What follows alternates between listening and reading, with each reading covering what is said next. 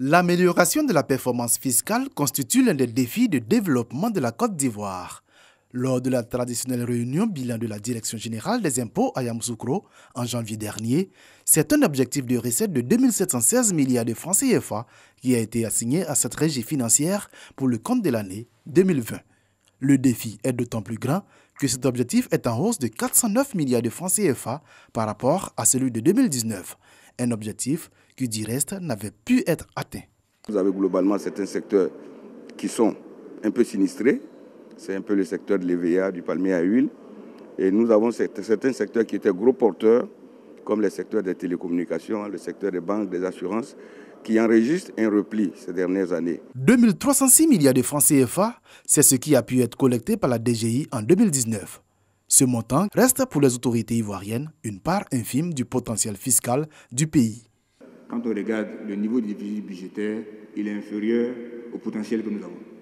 Donc ça veut dire que si chacun joue le jeu en Côte d'Ivoire, on n'aurait même pas besoin d'emprunter un franc à l'extérieur. Seulement, les performances fiscales ne reposent que sur les banques, le commerce et les télécommunications. Les objectifs de recettes assignés à la DGI devraient tout de même connaître une hausse les années à venir. Ceci pour soutenir le niveau de croissance du pays. C'est le sens même de l'évolution de notre économie. En 2012, nous avions un produit intérieur brut qui était de l'ordre de 13 000 milliards de francs CFA. En 2022, ce produit intérieur brut sera de 33 000 milliards de francs CFA. Donc on va avoir une économie qui va afficher des besoins financiers extrêmement importants. Le secteur tertiaire, qui fournit à lui seul plus de 33% des recettes, reste un atout de poids. Mais cette situation semble montrer aujourd'hui les limites de l'administration fiscale. Cela incite à une nouvelle orientation, l'élargissement de l'assiette fiscale. Comme on sait que l'activité économique se développe, ça suppose que les activités qui existent, qui ne sont pas encore prises en compte.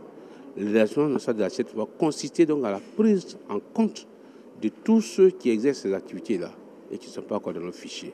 Cela se fait à travers un certain nombre d'opérations.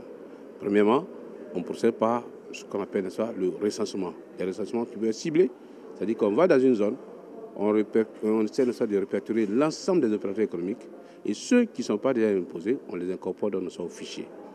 Élargissement de l'assiette fiscale qu'il faut surtout distinguer de la création de nouveaux impôts ou d'une quelconque pression fiscale. Aujourd'hui, vous avez des secteurs qui sont connus, qui travaillent au grand jour, qui déclarent et payent leurs impôts. Et vous avez au noir d'autres personnes qui exercent dans le même secteur d'activité qui ne payent pas d'impôts. Donc notre rôle, c'est de traquer toutes ces personnes physiques ou morales qui travaillent au noir, qui ne sont pas déclarées, afin de les ramener donc au grand jour et les amener également à payer normalement leurs impôts. Donc l'élargissement de l'assiette, bien au contraire, devrait s'accompagner d'une baisse de la pression fiscale sur toutes les entreprises du secteur moderne. Renforcer la capacité de recouvrement de la DGI, tel est surtout le principal défi à relever. Au cœur du séminaire de Yamoussoukro, où d'importantes réformes ont été annoncées pour les prochains mois. Nous avons des exonérations d'impôts en faveur des contribuables qui investissent dans le secteur du développement et de l'innovation technologique. Nous avons également des mesures d'exonération et d'allègement en ce qui concerne les contribuables qui investissent dans le secteur pharmaceutique pour booster la production de médicaments en Côte d'Ivoire. Des innovations et exonérations en faveur des entreprises pour susciter le paiement de l'impôt. Également, une sensibilisation pour les non-assujettis.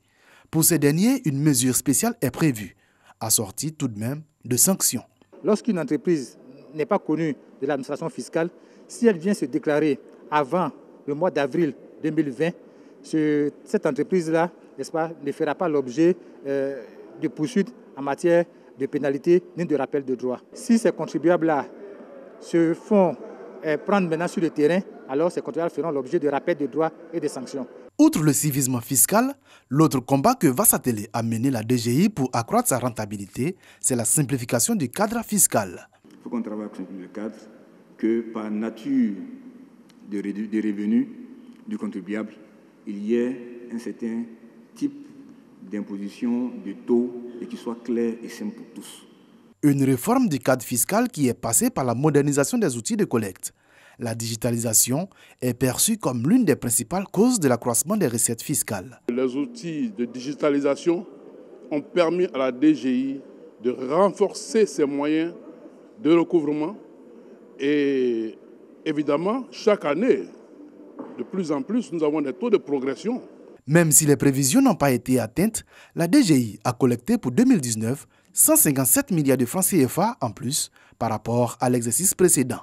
Les outils modernes de collecte ont permis notamment de réaliser des gains de 44 milliards de francs CFA sur la TVA, 27 milliards sur l'impôt sur le traitement des salaires ou encore 26,3 milliards de francs CFA sur les droits d'enregistrement café-cacao.